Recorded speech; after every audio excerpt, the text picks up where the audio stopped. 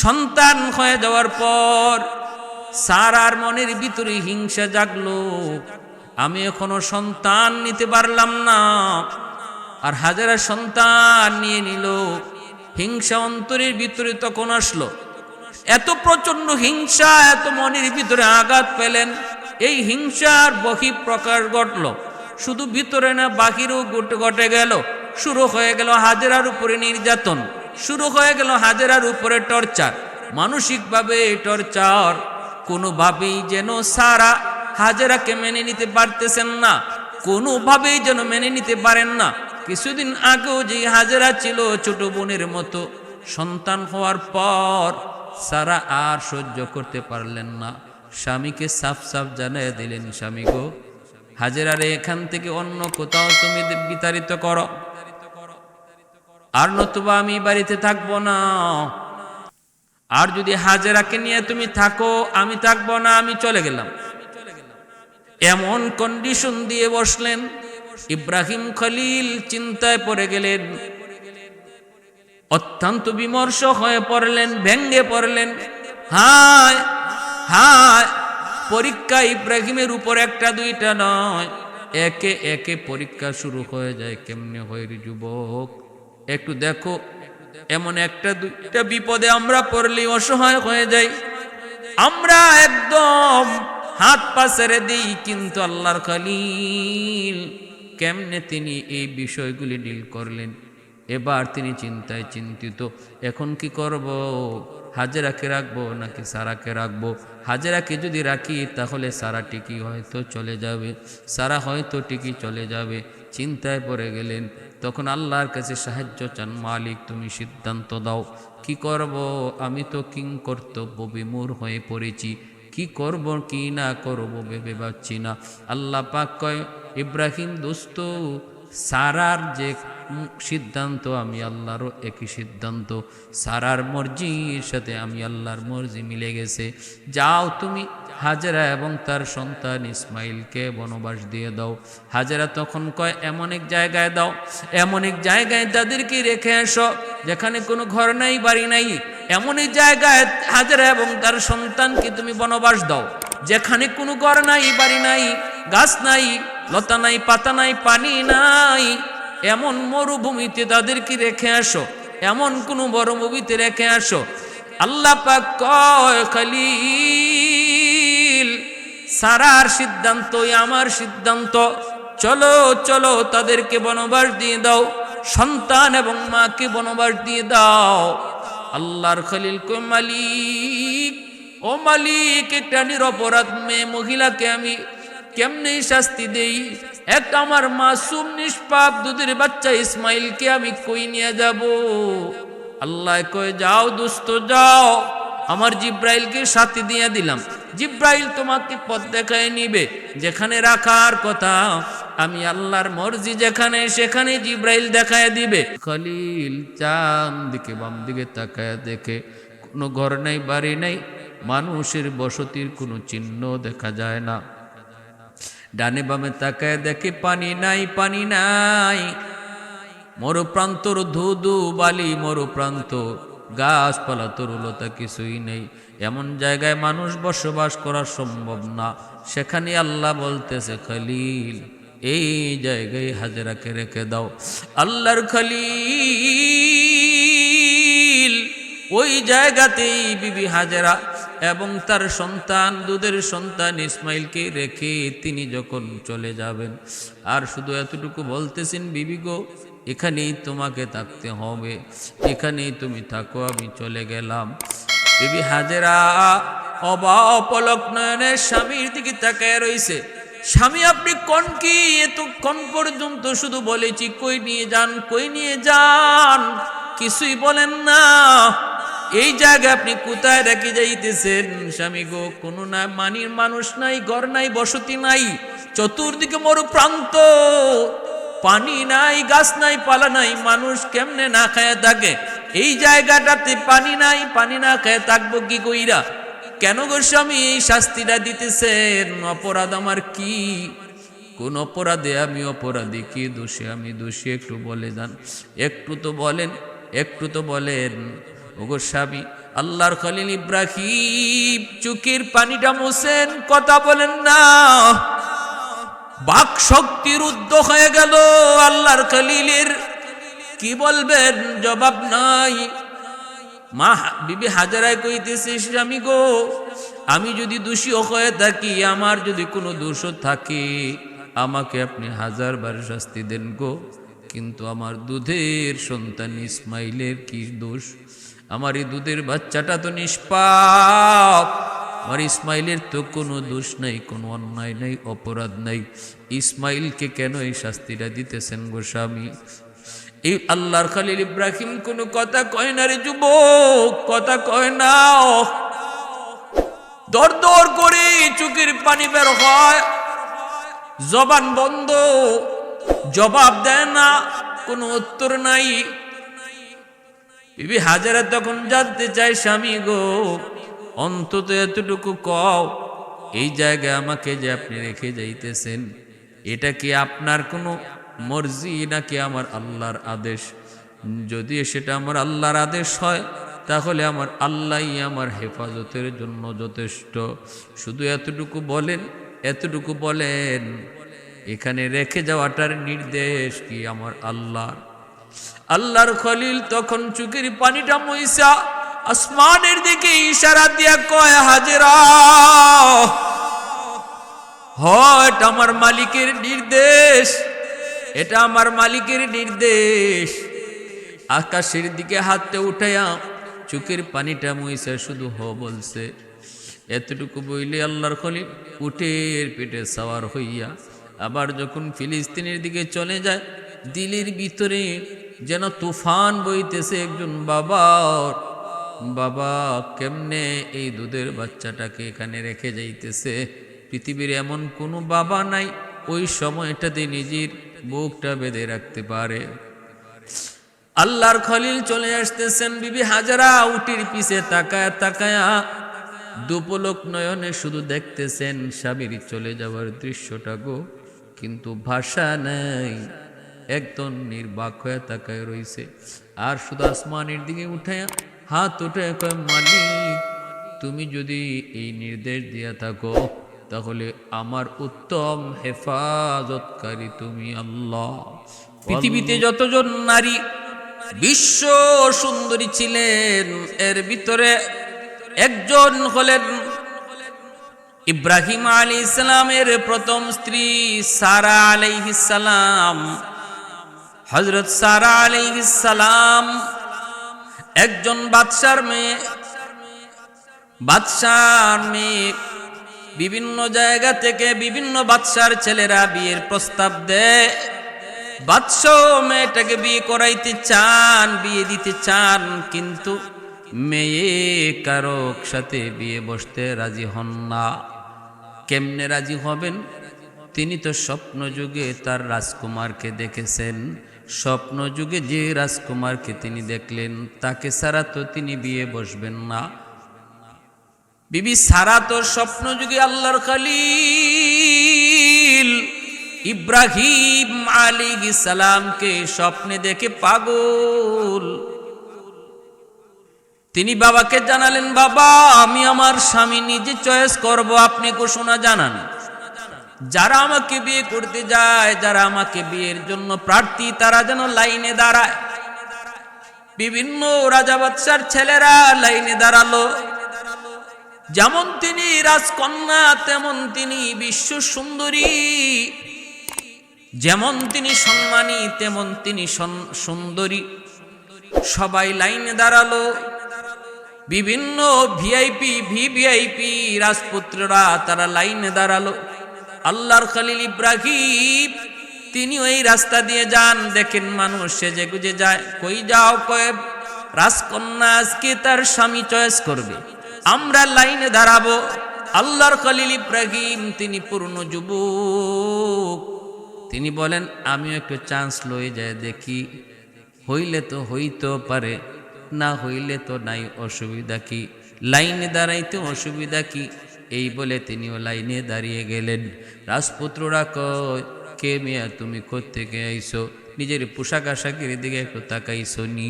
দেখো না আমরা কেমনে হ্যান্ডসাম হয়ে আইছি, কত দামি দামি পোশাক লাগে আমরা লাইনে দাঁড়াইলাম।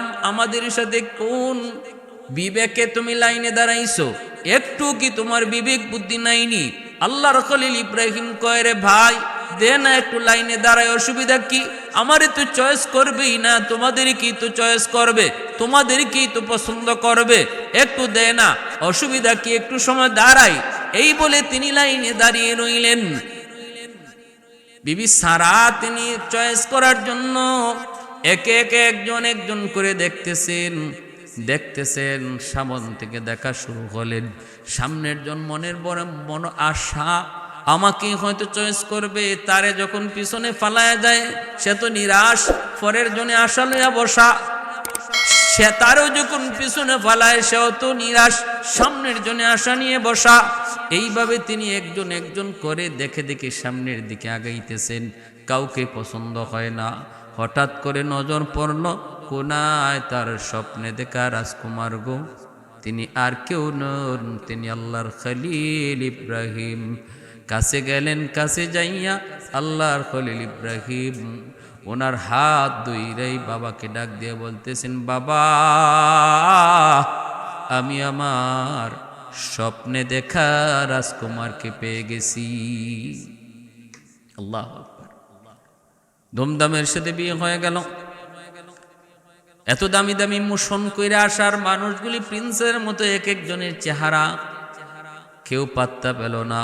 আল্লাহর খলিল ইব্রাহিম আলাইহিস সালামকে তিনি পছন্দ করলেন। পছন্দ করবেনই না কেন? কারণ আল্লাহ পাক যেই যুগে যারে নবী বানান তিনি হলেন ওই যুগের সবচেয়ে সুন্দর মানুষ। ওই যুগের সবচেয়ে সুন্দর মানুষটাকে আল্লাহ পাক নবী হিসাবে পাঠান। আল্লাহ যারে নবী বানান তারে আল্লাহ ওই যুগের সবচেয়ে সুন্দর করে বানান। কারণ নবী হওয়া মানুষের হাতে নয়, নবী হওয়া আল্লাহ পাকের হাতে। রাসূল মানুষের হাতে নয়, রাসূল হওয়া আল্লাহ পাকের হাতে। ওলি আল্লাহ ইবাদতের মাধ্যমে ওলি হওয়া যায়, কিন্তু নবী রাসূল ইবাদতের মাধ্যমে হওয়া যায় না রে যুবক, ইবাদতের মাধ্যমে হওয়া যায় না। নবী রাসূল আল্লাহ পাকের হাতের নির্বাচন। বিয়ে হয়ে গেল। এরপরে তিনি রওনা দিলেন ফিলিস্তিনের দিকে তিনি যাবেন সিরিয়া থেকে। প্যারা বন্ধুরা, মিশর অতিক্রম করার সময় মিশরের জালেম বাদশাহ খবর পেয়ে গেল। এই জালেম বাদশার চরিত্র ছিল বড় খারাপ।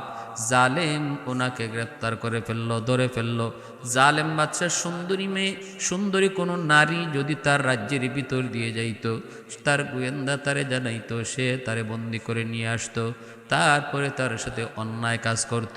ওই মিশরে জালেম বাদশাহ বিবি সারাকে ধরলো, ইব্রাহিম খলিলকেও ধরলো, তুইরে জিজ্ঞেস করলো সে তোমার কে? কয় আমার বোন। কারণ এইটাই বাদশাহ জালেম একটা কথা ছিল এমন, বোনকে সে কি করে না, যদি ভাইয়ের সাথে বোন থাকে তাহলে তার সাথে অন্যায় করে না। ইব্রাহিম খলিল বোন বলছেন কারণ ধর্মীয় হিসাবে স্ত্রীকেও বোন বলা যায়, এই হিসাবে তিনি বোন বলছেন। স্বামী স্ত্রী পরিচয় পাইলেই এই জালেম অন্যায় করে, অপকর্ম করে। আল্লাহর খলিল মিথ্যা বলেন নাই, তাওরিয়া করেছেন, একটু ঘুরায় বলছেন। এই জালেম এতটাই ওনার রূপে মুগ্ধ হয়ে গেল, বোন বলার পরও তার হুঁশ ফিরল না। সে লোভী হয়ে পড়ল। সে তার সমস্ত আইন ভঙ্গ করে ওনাকে খাস কামরায় নিয়ে গেল অন্যায় করার জন্য। বিবি সারা তখন আল্লাহর কাছে কয়, মালিক আমি তো তোমার দোস্ত, তোমার বন্ধু, তোমার হাবিব, তোমার পয়গম্বরের একজন বিবি। আল্লাহ আমি ভালো করে জানি ওই জালেম আমার সাথে অন্যায় করতে পারবে না, এই জালেম আমার পবিত্রতা নষ্ট করতে পারবে না। কিন্তু আমাকে এটা গোপন কক্ষে আনার কারণে আমার স্বামীর মনে সন্দেহ জাগতে পারে গো মালিক। আমি যতই যে বলবো সে আমারকে টাচ করতে পারে নাই, তবু আমার স্বামীর মনে সন্দেহ থাকতে পারে। আল্লাহ তোমার কাছে হাত উঠাই, আল্লাহ আমার আর আমার স্বামীর মাঝখানে যত পর্দা আছে সবগুলি পর্দা তুমি সরায়া দাও। মুহূর্তের ভিতরে আল্লাহ পাক দোয়া কবুল করলেন। আল্লাহর খলিল ইব্রাহিম অন্য রুমে থাকলেও তিনি বিবির সাথে জালেম কি করতেছে সব তিনি পরিষ্কার দেখতেছিলেন। সুবহানাল্লাহ। আল্লাহ পারে নাকি? আল্লাহর ক্ষমতার বাইরে কি আছে? আল্লাহ চাইলে সব পারে। আল্লাহ সকল ক্ষমতার মালিক, সকল ক্ষমতার মালিক। কুলিল্লাহুম্মা মালিকাল মুলকি তুতিল মুলকা মান তাশা ওয়া তানজিউল মুলকা মিম্মান তাশা ওয়া তুইজ্জু মান তাশা ওয়া তুযিল্লু মান তাশা বিয়াদিকাল খায়র ইন্নাকা আলা কুল্লি শাইইন কাদির। সব ক্ষমতার মালিক একমাত্র কে? কাদিরে কুদরতদারি বরকামাল, কাদিরে কুদরতদারি বরকামাল। আনতা রব্বি আনতা হাসবি যুল জালাল, আনতা রব্বি আনতা হাসবি যুল জালাল। জালেম হাত বাড়ায়, আল্লাহ ধরে ফেলে, অবশ হয়ে যায়। যেই দেখে তার হাত অবশ হয়ে গেছে, আবার মাপ চায় বিবি সারার কাছে। ইনিও আল্লাহর কাছে সাইয়াম তারে মাফ করে দেয়। আবার সুস্থ হয়, তওবা করে, সুস্থ হয় হইয়া আবার হাত বাড়ায়, আবার হাত অবশ হয়ে যায়, আবার তওবা করে, আর হাত বাড়াইতাম না, এবারের মতো মাফ করে দাও। বিবি সারা তারা মাফ করে দেয়। সুস্থ হইলেই আবার বেহুশ হয়ে যায়, হাত বাড়ায়, আবার বেহুশ হয়ে যায়, হাত অবশ হয়ে যায়। 3 বারের সময় বাদশাহ বুঝছে এ তো জেনতেন কোনো মহিলা না, ইনি তো জেনতেন না, সাধারণ কোনো মহিলা না, আর ওই স্বামীও সাধারণ কোনো স্বামী না, সত্যিই তিনি আল্লাহর পয়গম্বর। হায় আমি চরম অন্যায় করে ফেলেছি। তখন তার এই অন্যায়ের মাসুল দিতে যাইয়া তাদেরকে সসম্মানে বিদায় দিতেছে, আর সাথে বিবি হাজেরাকে দিয়া দিছে। ইব্রাহিম, আমি যে অন্যায় করেছি এর প্রায়শ্চিত্ত স্বরূপ আমার আদরের একটা মেয়ে আছে, মেয়েটাকে তোমার কাছে দিয়ে দিলাম। আমি বুঝে ফেলেছি সাধারণ কোনো মহাপুরুষ তুমি নও গো, সাধারণ কোনো মনীষী তুমি নও। অন্যায় করেছি, ভুল করেছি, নাও আমার মেয়েটাকেও দিয়ে দিলাম। ইব্রাহিম খলিল তিনি মেয়েটাকে নিবেন, কিন্তু বলেন এমনে না, আমি বাদী হিসাবে নিতে চাই না। সারা তুমি কও, বিবি সারা কয় আপনি নেন, বিবাহ করে নেন, অসুবিধা নাই, আমি আমার ছোট বোন হিসাবে তাকে গ্রহণ করব। বিবি সারাই কিন্তু বিবি হাজেরাকে বিয়ে করায়া ছোট বোন হিসাবে আদর করে নিয়ে আসলেন।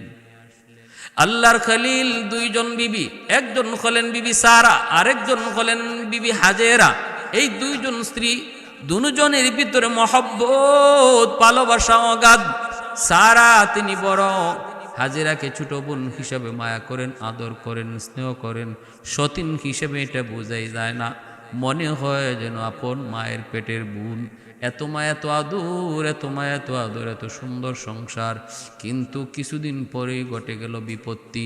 যখন গর্ভবতী হলেন বিবি হাজেরা, সারার আগে যখন হাজেরা গর্ভবতী হলেন এবং সন্তান ভূমিষ্ঠ হলো, নাম ইসমাইল। সন্তান হয়ে যাওয়ার পর সারার মনের ভিতরে হিংসা জাগলো, আমি এখনো সন্তান নিতে পারলাম না, আর হাজেরা সন্তান নিয়ে নিল। হিংসা অন্তরের ভিতরে তখন আসলো, এত প্রচন্ড হিংসা, এত মনের ভিতরে আঘাত পেলেন। এই হিংসার বহিঃপ্রকাশ ঘটল, শুধু ভিতরে না বাহিরেও ঘটে গেল। শুরু হয়ে গেল হাজেরার উপরে নির্যাতন, শুরু হয়ে গেল হাজেরার উপরে টর্চার, মানসিকভাবে টর্চার। কোনোভাবেই যেন সারা হাজেরাকে মেনে নিতে পারতেছেন না, কোনোভাবেই যেন মেনে নিতে পারেন না। কিছুদিন আগেও যে হাজেরা ছিল ছোট বোনের মতো, সন্তান হওয়ার পর সারা আর সহ্য করতে পারলেন না, স্বামীকে সাফ সাফ জানিয়ে দিলেন, স্বামী গো, হাজেরারে এখান থেকে অন্য কোথাও তুমি বিতাড়িত করো, আর নতুবা আমি বাড়িতে থাকবো না। আর যদি হাজেরাকে নিয়ে তুমি থাকো, আমি থাকবো না, আমি চলে গেলাম। এমন কন্ডিশন দিয়ে বসলেন। ইব্রাহিম খলিল চিন্তায় পড়ে গেলেন। অত্যন্ত বিমর্ষ হয়ে পড়লেন, ভেঙ্গে পড়লেন। হায় হায়, পরীক্ষা ইব্রাহিমের উপর একটা দুইটা নয়, একে একে পরীক্ষা শুরু হয়ে যায়। কেমনে হয় রে যুবক, একটু দেখো। এমন একটা দুইটা বিপদে আমরা পড়লে অসহায় হয়ে যাই, আমরা একদম হাত পা ছেড়ে দিই। কিন্তু আল্লাহর খলিল কেমনে তিনি এই বিষয়গুলি ডিল করলেন। এবার তিনি চিন্তায় চিন্তিত, এখন কি করব? হাজেরাকে রাখবো নাকি সারাকে রাখবো? হাজেরাকে যদি রাখি তাহলে সারা টিকি হয়তো চলে যাবে, সারা হয়তো টিকি চলে যাবে। চিন্তায় পড়ে গেলেন। তখন আল্লাহর কাছে সাহায্য চান, মালিক তুমি সিদ্ধান্ত দাও, কি করব? আমি তো কিং কর্তব্য বিমূঢ় হয়ে পড়েছি, কি করব কি না করব ভেবে পাচ্ছি না। আল্লাহ পাক কয়, ইব্রাহিম দোস্ত, সারার যে সিদ্ধান্ত আমি আল্লাহরও একই সিদ্ধান্ত, সারার মর্জির সাথে আমি আল্লাহর মর্জি মিলে গেছে। যাও তুমি হাজেরা এবং তার সন্তান ইসমাইলকে বনবাস দিয়ে দাও। হাজেরা তখন কয়, এমন এক জায়গায় দাও, এমন এক জায়গায় তাদেরকে রেখে আসো যেখানে কোনো ঘর নাই, বাড়ি নাই। এমন এক জায়গায় হাজেরা এবং তার সন্তানকে তুমি বনবাস দাও যেখানে কোনো ঘর নাই, বাড়ি নাই, গাছ নাই, লতা নাই, পাতা নাই, পানি নাই। এমন মরুভূমিতে তাদেরকে রেখে আসো, এমন কোন মরুভূমিতে রেখে আসো। আল্লাহ পাক কয়, খলিল সারার সিদ্ধান্তই আমার সিদ্ধান্ত, চলো চলো তাদেরকে বনবাস দিয়ে দাও, সন্তান এবং মাকে বনবাস দিয়ে দাও। আল্লাহর খলিল কয়, মালিক ও মালিক, একটা নিরপরাধ মেয়ে মহিলাকে আমি কেমনে শাস্তি দেই? এক আমার মাসুম নিষ্পাপ দুধের বাচ্চা ইসমাইলকে আমি কই নিয়ে যাব? আল্লাহ কয়, যাও দোস্ত যাও, আমার জিব্রাইলকে সাথে দিয়ে দিলাম, জিব্রাইল তোমাকে পথ দেখায় নিবে যেখানে রাখার কথা। আমি আল্লাহর মর্জি যেখানে, সেখানে জিব্রাইল দেখায় দিবে। খলিল চান দিকে বাম দিকে তাকায় দেখে কোনো ঘর নাই, বাড়ি নাই, মানুষের বসতির কোনো চিহ্ন দেখা যায় না। ডানে বামে তাকায় দেখে পানি নাই, পানি নাই, মরুপ্রান্তর ধুধু বালি, মরুপ্রান্ত গাছপালা তরুলতা কিছুই নেই। এমন জায়গায় মানুষ বসবাস করা সম্ভব না। সেখানে আল্লাহ বলতেছে, খলিল এই জায়গায় হাজেরাকে রেখে দাও। আল্লাহর খলিল ওই জায়গাতেই বিবি হাজেরা এবং তার সন্তান, দুধের সন্তান ইসমাইলকে রেখে তিনি যখন চলে যাবেন, আর শুধু এতটুকু বলতেছেন, বিবি গো এখানেই তোমাকে থাকতে হবে, এখানেই তুমি থাকো, আমি চলে গেলাম। বিবি হাজেরা অপলক নয়নে স্বামীর দিকে তাকায় রইছে। স্বামী আপনি কোন কি? এতক্ষণ পর্যন্ত শুধু বলেছি কই নিয়ে যান, কই নিয়ে যান, কিছুই বলেন না। এই জায়গায় আপনি কোথায় রেখে যাইতেছেন? স্বামী গো, কোনো না মানির মানুষ নাই, ঘর নাই, বসতি নাই, চতুর্দিকে মরু প্রান্ত, পানি নাই, গাছ নাই, পালা নাই, মানুষ কেমনে না খায় থাকে? এই জায়গাটাতে পানি নাই, পানি না খায় থাকবো কি কইরা? কেন গো স্বামী এই শাস্তিটা দিতেছেন? অপরাধ আমার কি? কোন অপরাধে আমি অপরাধী? কি দোষে আমি দোষী? একটু বলে যান, একটু তো বলেন, একটু তো বলেন। ওগো স্বামী, আল্লাহর খলিল ইব্রাহিম চোখের পানিটা মোছেন, কথা বলেন না। বাক শক্তি রুদ্ধ হয়ে গেল আল্লাহর খলিলের, কি বলবেন? জবাব নাই। মা বিবি হাজেরায় কইতেছে, স্বামী গো, আমি যদি দোষী হয়ে থাকি, আমার যদি কোনো দোষ থাকে, আমাকে আপনি 1000 বার শাস্তি দেন গো, কিন্তু আমার দুধের সন্তান ইসমাইলের কি দোষ? আমার এই দুধের বাচ্চাটা তো নিষ্পাপ, আমার ইসমাইলের তো কোনো দোষ নাই, কোনো অন্যায় নাই, অপরাধ নাই। ইসমাইলকে কেন এই শাস্তিটা দিতেছেন গো স্বামী? এই আল্লাহর খলিল ইব্রাহিম কোনো কথা কয় না রে যুবক, কথা কয় না। দর দর করে চোখের পানি বের হয়, জবান বন্ধ, জবাব দেয় না, কোনো উত্তর নাই। বিবি হাজেরা তখন জানতে চায়, স্বামী গো অন্তত এতটুকু কও, এই জায়গায় আমাকে যে আপনি রেখে যাইতেছেন, এটা কি আপনার কোনো মর্জি নাকি আমার আল্লাহর আদেশ? যদি সেটা আমার আল্লাহর আদেশ হয় তাহলে আমার আল্লাহই আমার হেফাজতের জন্য যথেষ্ট। শুধু এতটুকু বলেন, এতটুকু বলেন, এখানে রেখে যাওয়াটার নির্দেশ কি আমার আল্লাহর। আল্লাহর খলিল তখন চোখের পানিটা মুইসা আসমানের দিকে ইশারা দিয়া কয়, হাজেরা, হয় এটা আমার মালিকের নির্দেশ, এটা আমার মালিকের নির্দেশ। আকাশের দিকে হাতটা উঠাইয়া চোখের পানিটা মুইসা শুধু হ বলছে। এতটুকু বইলে আল্লাহর খলিল উটের পেটে সাওয়ার হইয়া আবার যখন ফিলিস্তিনের দিকে চলে যায়, দিলের ভিতরে যেন তুফান বইতেছে। একজন বাবার, বাবা কেমনে এই দুধের বাচ্চাটাকে এখানে রেখে যাইতেছে। পৃথিবীর এমন কোনো বাবা নাই ওই সময়টাতে নিজের বুকটা বেঁধে রাখতে পারে। আল্লাহর খলিল চলে আসতেছেন, বিবি হাজারা উটির পিছে তাকায়া তাকায়া দুপলক নয়নে শুধু দেখতেছেন স্বামীর চলে যাওয়ার দৃশ্যটা গো, কিন্তু ভাষা নেই, একদম নির্বাক হয়ে তাকায় রইছে। আর শুধু আসমানের দিকে উঠায়া হাত উঠে কয়, মালিক তুমি যদি এই নির্দেশ দিয়া থাকো তাহলে আমার উত্তম হেফাজতকারী তুমি আল্লাহ। আল্লাহু খায়রুল হাফিজিন, আমার আল্লাহ হলেন উত্তম হেফাজতকারী। আল্লাহর খলিল তিনি উটের পিঠে সওয়ার হয়ে চলে আসলেন। এই দিকে মা বিবি হাজারা সন্তানকে নিয়ে তিনি এই মরুপ্রান্তরে, যেই জায়গাটাতে আজ খানায় কাবা, ওই জায়গাটাতেই তখন ছিল মরুপ্রান্তর। কোনো ঘর নাই, বাড়ি নাই, কিছুই নাই, পানি নাই, কোনো গাছ নাই, পালা নাই, খাওয়ার কোনো ব্যবস্থা নাই, পানি পান করারও কোনো ব্যবস্থা নাই। সন্তানকে নিয়ে এখানেই তিনি পড়ে আছেন, এখানেই তিনি পড়ে আছেন। যতটুকু খাবার আর যতটুকু পানি আল্লাহর খলিল সাথে দিয়া গেছিলেন, এই খানা আর পানিটা 3 দিনের ভিতরে সব শেষ হয়ে গেল, ফুরায় গেল।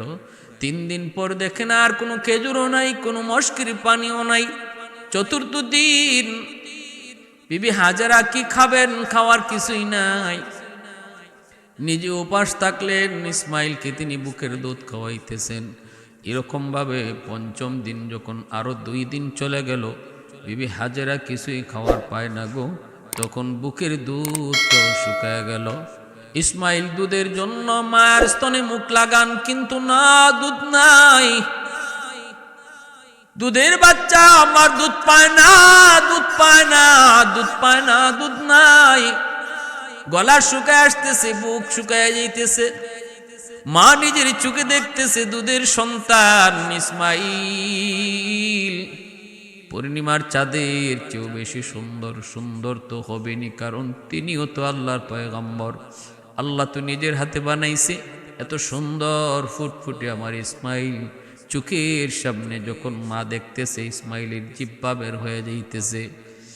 তৃষ্ণায়, পানির তৃষ্ণায়, খাবারের অভাবে ডানে বামে চতুর্দিকে বিবি হাজারা দৌড়ায়। একটু পানি নি পাওয়া যায়, খাবার নি পাওয়া যায়, ডানে বামে চতুর্দিকে দৌড়ায়, কিন্তু না, কোথাও কোনো পানির সন্ধান মিলে না। ডানেও পানি নাই, বামেও পানি নাই, সামনেও কিছু নাই, পিছনেও কিছু নাই, বেশি দূরেও যায় না। সন্তান ইসমাইল পরে আছেন এই মরুপ্রান্তরে, বেশি দূরেও যান না। দূরে গেলে যদি আমার ইসমাইলকে কোনো জন্তু এসে খেয়ে ফেলে, যদি কোনো ক্ষতি হয়ে যায়, এই অবস্থায় মা, একজন অসহায় মা, দুধের সন্তানকে বাঁচানোর জন্য, কলিজার টুকরা সন্তানকে বাঁচানোর জন্য একদম উন্মাদ হয়ে গেছেন। ডানে বামে সামনে পিছনে দৌড়ান, নাই, কোথাও কোনো পানি নাই, খাবার নাই। হঠাৎ করে নজর পড়লো সাফা পাহাড়ের উপর। তাকায় দেখেন, যেন মনে হয় সাফা পাহাড়ের কোনো একটা পাথরের নিচ দিয়ে পানি পড়তেছে, যেন তার কাছে এমন মনে হয়েছে। দৌড় দিয়া তিনি সাফা পাহাড়ের কাছে গেলেন। মনে করলেন পানি, যায় দেখেন না গো, এটা পানি নয়, পানি নয়। সূর্যের আলো পাথরের মধ্যে পড়ার কারণে মনে হচ্ছিল যেন পানি। চোখের মধ্যে তার ধাঁধা লাগছে, চোখের ধাঁধা লাগছে, মূলত এটা পানি নয়। আবার তিনি নিরাশ হইয়া মারোয়া পাহাড়ের দিকে তাকান, দেখতে পেলেন মারোয়া পাহাড়ের উপরও যেন পানি পানি লাগে। তিনি আবার মারওয়া পাহাড়ের উপরে দৌড় দিয়া গেলেন সাফা থেকে মারওয়ায়। সেখানেও যায় দেখেন কি কাণ্ড, আসলে পানি নয় মরিচিকা। তার চোখে ধাঁধা, সূর্যের আলো পড়ার কারণে মনে হচ্ছে পানি। মনটি বুঝাইতে পারেন না, বুঝাইতে পারেন না।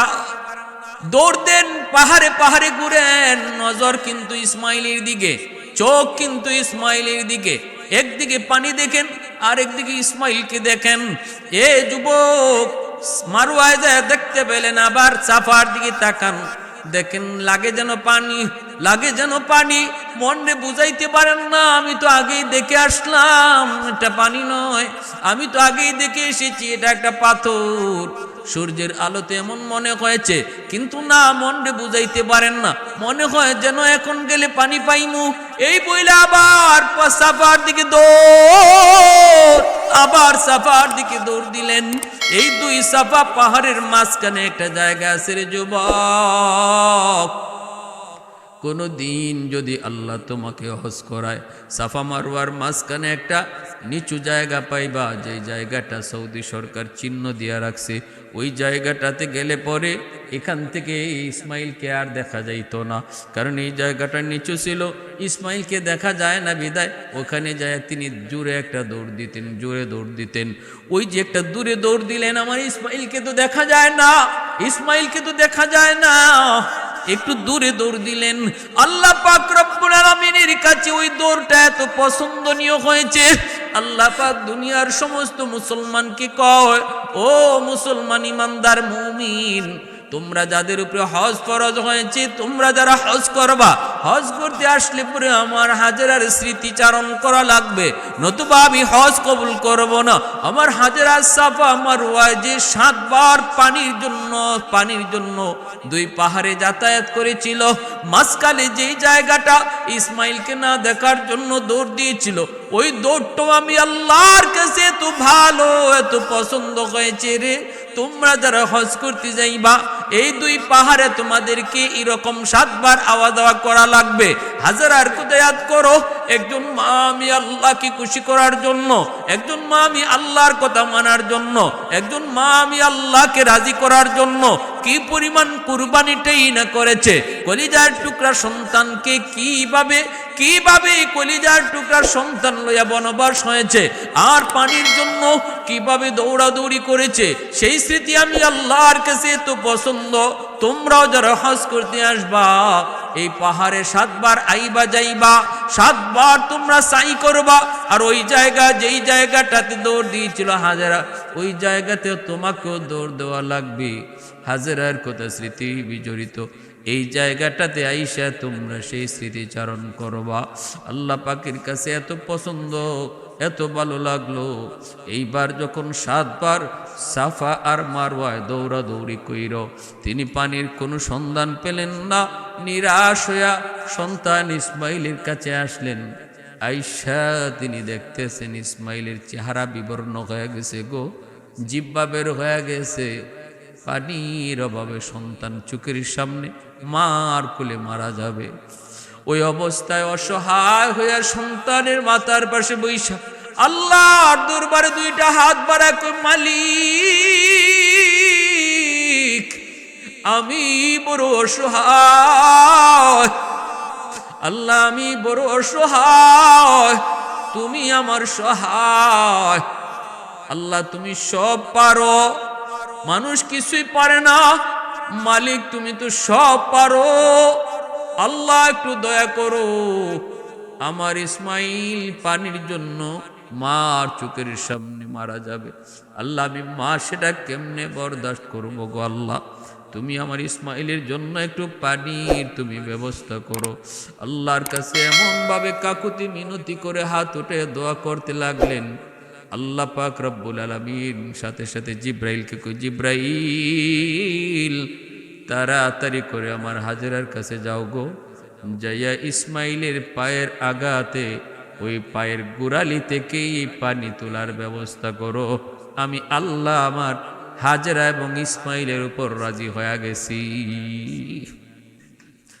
আলহামদুলিমান কদ্দারা খাইরাম ওয়া খাবালা, الحمد لمن قدر خيرا وقبالا والشكر لمن صور حسنا وجمالا فرد صمد عن صفة الخلق بريء رب أزلي خلق الخلق كمالا لا ضد ولا ند ولا حد لمولا لا ضد ولا ند ولا حد لمولا الآن كما كان ولم يلق زوالا الآن كما كان ولم يلق زوالا আমার ভাইরা বন্ধুরা যুবক আল্লাহর পক্ষ থেকে জিব্রাইল আমিন আইসা হাজির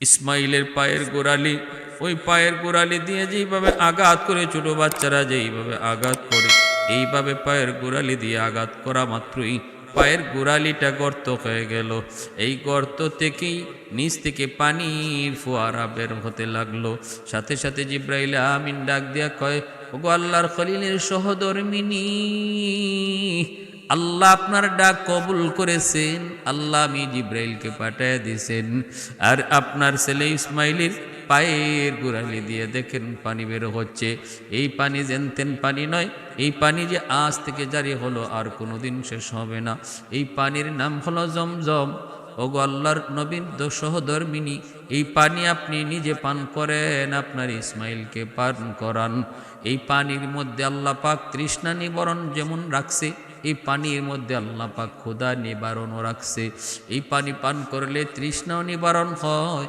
এই পানি পান করলে ক্ষুধাও নিবারণ হয় এই পানি আপনি পান করেন ইসমাইলকেও পান করান আল্লাহ পাক রব্বুল আলামিনের পক্ষ থেকে জিব্রাইল আমিন যখন এই কথা শোনায়া দিলেন তখন বিবি হাজেরা এই পানি সাথে সাথে ইসমাইলকে পান করাইলেন পান করানো মাত্রই পেটের ক্ষুধাও নিবারণ হলো পানি তৃষ্ণাও নিবারণ হলো সাথে সাথে আবার আবার পূর্ণ সুস্থতা ফিরে আসলো সুবহানাল্লাহ আর সাথে সাথে বিবি হাজেরা পানিটাকে চতুর্দিক দিয়া এইভাবে পানিটাকে আটকায়া রাখলেন এরে আল্লাহর গোলাম ওই দিন যদি বিবি হাজেরা পানি না আটকাইতেন জমজমের পানিতে গোটা দুনিয়া ভেসে যাইতো ওই দিন থেকে যে পানি জারি হয়েছে জমজমের পানি কিয়ামত পর্যন্ত এই পানি শুধু উঠবে কখনো শেষ হবে না এই পানি শুধু উঠবেই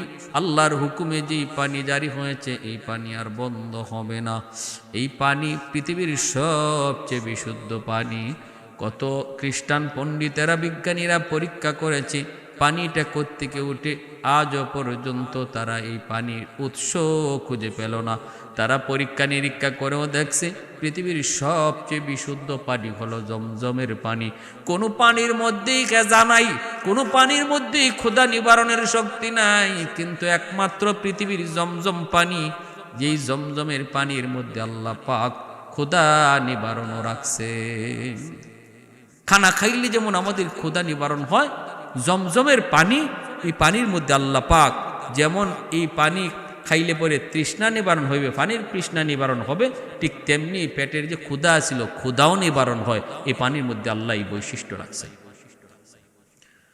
ভাইরা বন্ধুরা সাথে সাথে জিব্রাইল আমিন এই পানির ব্যবস্থা করে গেলেন বিবি হাজেরা ইসমাইলকে নিয়ে এবার তিনি কয়েকদিন পানি খায়া কাটায় দিলেন ক্ষুধাও লাগে না তৃষ্ণাও লাগে না কয়েকদিন পর জিব্রাইল আমিন আবার আসলেন আয়েশা তিনি জান্নাতি কয়েকটা খেজুর দিয়ে গেলেন এই খেজুরগুলি বিবি হাজেরা খাইলেন সন্তানকেও খাওয়াইলেন খেজুরের বিচি লাগাইলেন এই বিচি থেকে কয়েকদিনের ভিতরে খেজুর গাছ জন্ম নিল শুধু গাছ নয় অল্প দিনের ভিতরে খেজুর আসাও শুরু হলো এই খেজুর গাছ অল্প দিনের ভিতরেই সেটা সুসজ্জিত হয়ে গেল ফুলে ফুলে ভরে গেল এইবার বিবি হাজেরা তিনি যেমন পানি পান করেন জমজমের আবার জান্নাতি খেজুর গাছ যেটা যেই খেজুর থেকে গাছ হয়েছে ওই গাছ থেকে খেজুর খান এখন তৃষ্ণারস পানিরও কোনো অভাব নাই আবার খাওয়ানোরও কোনো অভাব নাই, খাদ্যেরও অভাব নাই। অল্প দিনের ভিতরেই মানুষের কানে কানে মানুষের জানাশোনা হয়ে গেল। আরবের মরুপ্রান্তরে যেখানে পানির সন্ধান মিলে ওই জায়গাতেই অল্প দিনে বসতি তৈরি হয়ে যায়। যেই মাত্র জমজমের পানির সন্ধান এখানে শুরু হলো, সাথে সাথে মানুষের বসতি আসা শুরু হলো। অল্প দিনের ভিতরে বসতিও হয়ে গেল। আর এই দিকে মা হাজের বিবি হাজেরা ওই যে খেজুর গাছের ডাল আর সালা দিয়া তিনি একটা ঝুপড়িও বানায় নিলেন, এতদিন পর্যন্ত খোলা আকাশের নিচে ইসমাইলকে নিয়ে থাকতেন। এখন যান ওই খেজুর গাছের ডাল দিয়ে একটা ছাউনি বানায়া ছাউনির ভিতরে থাকতে শুরু করলেন। এই দিকে ছোট্ট বালক ইসমাইল আস্তে আস্তে আস্তে আস্তে তিনি বড় হইতেছেন, বসতিও বাড়তেছে। বিবি হাজেরা ওই পথ দিয়া তাকায় থাকেন, যেই পথ দিয়ার স্বামী উনাকে এখানে রেখে চলে গেছিলেন আল্লাহর হুকুমে কইয়া, কোথায় কোথায় আমার স্বামী গো, একবারের জন্য কি সন্তান দেখতে আসবে না? ভাইরা বন্ধুরা, আল্লাহর খলিল ইব্রাহিম তিনি তো গেলেন ঠিকই, সন্তান আর বিবিকে ওই জায়গায় রেখে গেলেন তো ঠিকই, কিন্তু মনটা তো পড়ে আছে ওই জায়গায়। হায় রে, আমার নিরপরাধ আমার বিবি হাজেরাকে ওইখানে রেখে এসেছি, আমার মাসুম বাচ্চা ইসমাইলকে ওইখানে রেখে এসেছি। হায়, যেখানে কোনো ঘর নাই, বাড়ি নাই, পানি নাই, বসতি নাই, খানার ব্যবস্থা নাই, এতদিন গড়ায় যাইতেছে, না জানি তাদের কি অবস্থা। বিবি সারার কাছে অনুমতি চায় যাবার জন্য, কিন্তু সারা অনুমতি দেয় না। আল্লাহ পাকেরও মর্জি, ইব্রাহিম খলিলকে তিনি এখানে এখনো আসতে দিবেন না। সারাও নিষেধ করে, আল্লাহ পাকেরও ইচ্ছা তারে এখনো আসতে দিবেন না। এইভাবে 1-2 বছর নয়, একাধারে 7টা বৎসর চলে গেল। 7 বৎসর চলে গেল। 7 বছর পিতা পুত্রীর দেখা নাই।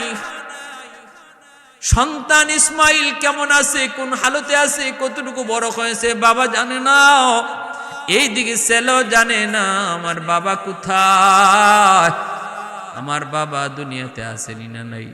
মাকে জিজ্ঞেস করে, মা গো মা, আমার আব্বু কোথায় একটু কও না। যদি আব্বু বাস দুনিয়াতে থাকে, জীবিত থাকে, আব্বুকে দেখে না কেন, আব্বু আসে না কেন? বিবি হাজেরা পথ দিয়া তাকায় তাকায় চোখের পানি সাইরা সাইরা স্বামীর অপেক্ষা করে। স্বামী গো, একবারের জন্য কি সন্তানের কথা মনে পড়ে না? একটা বারের জন্য কি এত সুন্দর ফুটফুটে তোমার কলিজার টুকরা সন্তান ইসমাইলের কথা মনে পড়ে না? মনে তো পড়ে, আল্লাহর খলিলের বুক ফেটে যায়, মন চায়, কিন্তু মালিকের মর্জি হলো, এখনো আল্লাহর অনুমতি নাই। আর আল্লাহ পাকের এই মর্জিটা সারার মাধ্যমে আল্লাহ প্রকাশ করায়, সারা বিবি সারা অনুমতি দেয় না। এইভাবে কেটে গেল 7 বৎসর। 7 বৎসর পর এইবার তিনি বিবি সারাকে বলতেছেন, বিবি একটু কও, এবার একটু যাওয়ার সুযোগ আছে নি গো? ও বিবি কও না, 7 বৎসরের ভিতরে তো আমার ইসমাইল থাকার কথা না। না খায়া খায়া হয়তো আমার ইসমাইলও মারা গেছে, হাজেরাও মারা গেছে। আর যদি বেঁচেও থাকে, একটু দেখতে মন চায় কেমনে বেঁচে আছে, একটু বলবানি, অনুমতি দিবানি। বিবি সারা তখন একটু মন নরম হয়, কয় ঠিক আছে আপনি যাইতে পারেন, তবে শর্ত আছে। কি শর্ত? কয় শর্ত হলো উটের পিঠেই থাকবেন, মাটিতে নামবেন না। আপনি ঘরে ঢুকবেন না, আপনি উটের পিঠ থেকে নামবেন না, শুধু দেখে চলে আসবেন। এই শর্ত মাইনে আল্লাহর খলিল রওনা দিছেন। এইদিকে বিবি হাজেরা তিনি অপেক্ষা করে করে 7টা বৎসর স্বামীর পথ ধরে তাকায়া থাকতে থাকতে চোখের পানি সাইরা সাইরা সমস্ত চোখের পানি যখন শেষ হয়ে নিঃস্ব হয়ে গেল, এবার তিনি বুঝে ফেললেন, হয়তো আমার স্বামী আর কোনোদিন আসবে না গো। জানি না এমন কোন অপরাধ আমি করে ফেলেছি। চোখে পানি নাই, পানি শূন্য হয়ে গেছে, তবুও মন বোঝে না। কারণ ছোট্ট বালক ইসমাইল শুধু মার সাথে বায়না ধরে, আম্মু আমার আব্বু কই, আমার আব্বু কই গো, আমার আব্বু কি কোনোদিন আসবে না? ওই রাস্তার দিকেই বিবি হাজেরা তাকায় তাকে অপেক্ষায়। চলে আসলো সেই দিন, জিলহজ মাসের 8 তারিখ। আল্লাহর খলিল উটের পিঠে সওয়ার হইয়া যখন মক্কার কাছাকাছি চলে আসলেন, বিবি হাজেরার নজরটা পড়ল একটা উটের দিকে। উটের পিঠে একজন সওয়ারি আসতেছে। অন্যদিনও বিবি হাজেরা দেখেন কত উট আয়, কত সোয়ারি আয়, কিন্তু আজকে এমন ওই সোয়ারির দিকে, এমন এক সোয়ারির দিকে নজর পড়ল গো, যেই সোয়ারির দিকে নজর পড়া মাত্রই বিবি হাজেরার দিলের ভিতরে যেন একটা আন্দোলন শুরু হয়ে গেল। নারা দিয়া উঠল, কে যেন আসতেছে। একটু গভীর নজরে তাকায় রইলেন, দেখতেছেন কাছে আসতেছে। যত আসতেছে ততই মন আনন্দিত হইতেছে। লক্ষণ দেখে বুঝতেছেন, আলামত দেখে বুঝতেছেন, মনে হয় আমার আল্লাহর খলিল, আমার প্রিয়তম স্বামী, আমার ইসমাইলের আব্বু ইব্রাহিম খলিল। এমনই তো লাগে গো, এমনই তো লাগে আল্লাহর খলিল। এই তো আমার স্বামী। দেখা মাত্রই তিনি পাগলের মতো দৌড় শুরু করলেন। দৌড়াইতেছেন, আর ওই দিক থেকে আল্লাহর খলিল তিনি আসতেছেন। কাছাকাছি গিয়া উটের সামনে দাঁড়ায় গেছেন। আল্লাহর খলিল তাকাছে, বিবি হাজেরাও তাকাছে, নির্বাক, কথা নাই, জবান বন্ধ, বাকরুদ্ধ। যেই হাজেরা এতদিন পর্যন্ত চোখের পানি সাইরা সবকিছু শুকায় গেছে, কিছুই ছিল না, হঠাৎ করে স্বামীকে দেখা মাত্রই যেন তার বাদ ভাঙ্গা চোখের পানি বের হতে লাগলো। মনরে আর বুঝ দিতে পারেন না, নির্বাক হয়ে দাঁড়াই রয়েছেন। আল্লাহর খলিলের চোখ থেকে দর করে পানি ঝরতে লাগলো। এইবার নীরবতা ভাঙ্গে বিবি হাজেরা তিনি সবার আগে বলতেছেন, স্বামী গো, এতদিন পরে বুঝি এই বাদির কথাটা মনে পড়লো, আর কলিজার টুকরা সন্তানের কথাটা মনে পড়লো। ওগো স্বামী, এরপরও আমি তো নিরাশ হয়ে গেছিলাম। আমার আল্লাহর দরবারে হাজার শুকুর, আমার আল্লাহ যে আপনারে দেখাইছেন, আমার আল্লাহ যে আপনার সন্ধান দিছেন, আমার আল্লাহ যে আপনার সাথে জীবনের শেষ মুহূর্তের আগে যে একটা সাক্ষাৎ করাইছেন। স্বামী গো, আমি আপনাকে কি দিয়ে সম্বর্ধনা দিব গো স্বামী? আমার জীবনের যতগুলি ঈদ, যতগুলি আনন্দ, এর ভিতরে আজকের দিন আর এই সময়টাই হলো আমার জীবনের সবচেয়ে বড় আনন্দ। উটের লাগাম ধরে কাছে নিয়ে আসতেছেন, টাইনে আনতেছেন। কাছে আসা মাত্রই ছোট্ট বাবু ইসমাইল দৌড় দিয়া চলে আসলেন। আইসা দেখেন মা একজন মানুষের উটের লাগাম ধরে টানতেছে, উটের পিঠে একজন মানুষ বসা। ইসমাইল কাছে আইসেই বলতেছে, আম্মু ইনি কে? বলা মাত্রই বিবি হাজেরা আর চোখের পানি ধরে রাখতে পারলেন না। ইসমাইলের কপালে চুমা দিয়া কই, বাবা, এতদিন পর্যন্ত যেই বাবার কথা তুমি বারবার আমাকে বলতে, আব্বু, আমার আব্বু যদি দুনিয়াতে জীবিতই থাকে, আমার আব্বু কোথায়? আব্বুকে দেখি না কেন? আজকে ভালো করে দেখে নাও, উটের পিঠে যিনি সাওয়ার, ইনি তোমার ঔরসজাত বাবা, ইনি তোমার বাবা আল্লাহর খলিল ইব্রাহিম। বলা মাত্রই দৌড় দিয়ে বাবার উটের কাছে গেলেন। আল্লাহর খলিল টান দিয়া ইসমাইলকে উটের উপরে উঠাইয়া কপালে, গালে, নাকে চুমু খাইতে লাগলেন, আদর করতে লাগলেন। পুরা মুখটা আদর করে বুকের সাথে জড়ায় তিনি অজরে কাঁদতেছেন, আর কপালে চুমু খাইতেছেন, আর আদর করতেছেন। বাপ বেটার দীর্ঘদিন পর, প্রায় জন্মের 8 বৎসর পর, সন্তান বাবাকে দেখলো, বাবার কুলে গেল, বাবার আদর নিল গো। কে সেই মহামনীষী? ইনি আল্লাহর খলিল ইব্রাহিম। সন্তান তিনিও আল্লাহ পাকের পয়গম্বর ইসমাইল। কুলে নিলেন। এরপরে বাপ বেটার পরিচয় হলো। স্বামীকে এইবার বিবি বলতেছে, স্বামী গো, একটু নামেন, একটু দয়া করে একটু উটের পিঠ থেকে নামেন। আল্লাহর খলিল কয়, না গো বিবি, আমি সারার কাছে ওয়াদাবদ্ধ হয়ে এসেছি, আমি উটের পিঠ থেকে নামবো না। উটের পিঠ থেকে নামা যাবে না, ওয়াদাবদ্ধ হয়ে এসেছি। সাথে সাথে বিবি হাজেরা আবার চোখ তুলে তাকায়া কান্না শুরু করলেন, নির্বাক হইয়া বলতেছেন, স্বামী গো, নামতে বলবো না, নামতে বলবো না, অন্তত আপনি একটু নামেন, জমিনে পাড়া দেওয়া লাগবে না, আপনার ওয়াদা ভাঙ্গাবো না। দুইটা পাথর আইনা বলতেছেন, এই পাথরটার মধ্যে পা রেখে আপনি একটু নামেন, আমি আপনার পাটা জমজমের পানি দিয়ে একটু ধুইব।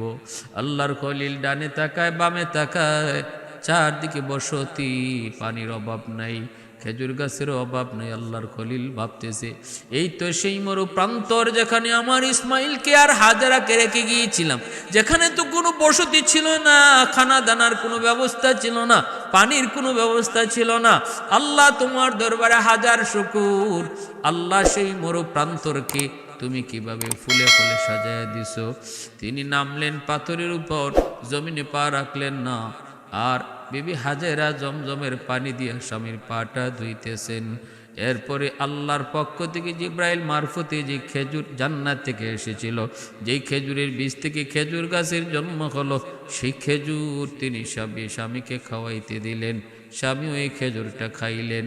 ভাইরা বন্ধুরা, এরপরে আল্লাহর খলিল তিনি বিবি এবং স্বামীর স্ত্রীর কাছ থেকে আবার বিদায় নিয়া ফিলিস্তিনে গেলেন তো গেলেন, কিন্তু আজও আজও আজও যাইতেছে খলিল চোখের পানি মুছতে মুছতে দিলটা কান্নায় ভরে যায়। তিনি চলে গেলেন, যাইতেছেন, বিবিও তাকায় রইছে। ছোট্ট বালক ইসমাইল ও বাবার চলে যাওয়ার দৃশ্য দেখতেছে, আর বাবাও পিছনে পিছনে তাকায়, আর চোখের পানি মুছে আর যায়। আল্লাহ কয়, খলিল, এইভাবে তোমারে বন্ধু উপাধি দেই নাই, তোমার কাছ থেকে আমি আল্লাহ স্বর্ণরে আগুনে পুরাইয়া যেভাবে নিখুঁত বানানো হয়, এইভাবে আমি পরীক্ষা দিয়া দিয়া তোমারে নিখুঁত বানাইছি। কেন জানো নি? এই জন্য ইহুদিরা আমার আপনার নবীরে মানে না, মানতে পারে না। কেন? কারণ আমার নবী ইসমাইলি বংশের, আর তারা হলো ইসহাকি বংশের। এই বংশের ভিন্নতার কারণে শুধু ইহুদিরা আমার আপনার নবীরে নবী হিসাবে মানে না। আল্লাহ আমাদের সবাইকে বুঝার, সে মতো চলার, আল্লাহকে সর্বদা রাজি খুশি করার তৌফিক আল্লাহ দান করুন। আখির দাওয়ানা আনিল হামদুলিল্লাহি রাব্বিল আলামিন।